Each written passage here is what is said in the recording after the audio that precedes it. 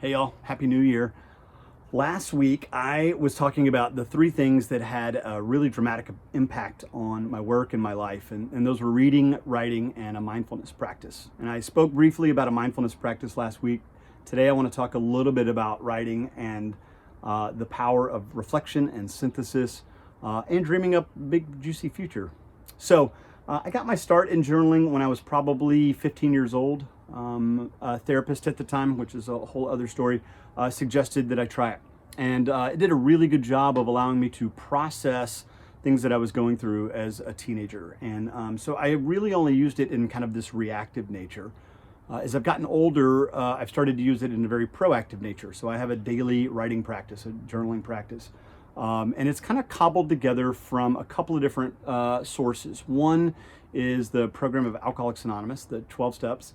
And the other is Morning Pages, which is Julia Cameron's exercise from The Artist's Way. I want to read you a couple of things that really interested me, and maybe they'll do the same for you. This is from the Big Book of AA. Therefore, we started upon a personal inventory. A business which takes no regular inventory usually goes broke.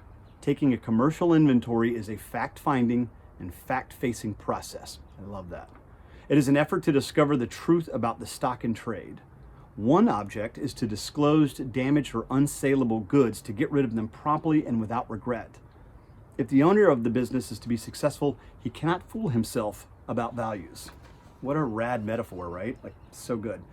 This is, again, from The Artist's Way. This is about morning pages. Morning pages are 3 pages of longhand, stream of consciousness writing, done first thing in the morning. There is no wrong way to do morning pages. They are not high art. They're not even writing. They're about anything and everything that crosses your mind, and they are for your eyes only. Morning pages provoke, clarify, comfort, cajole, prioritize, and synchronize the day at hand. Do not overthink morning pages. Just put 3 pages of anything on the page and then do 3 more pages tomorrow. So journaling in the morning before I get started with work or with my own writing allows me to really clear the decks, to process anything left unresolved from the day before, to reflect on those events from the day before, and again, like I said, my behavior. I also get to assess whether I owe an amends for anything that I've done.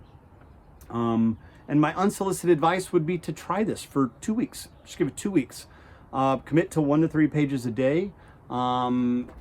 There's about 500 different journals that you can go buy online or from Amazon or cute little boutique shops. I'd say for this experiment, maybe just go low res prototype and try just a legal pad or whatever, copy or paper you have laying around and a pen. If you already have a journaling practice, I'd love for you to drop it in the comments below.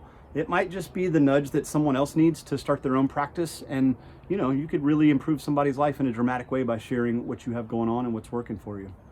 All right, y'all. See you next week.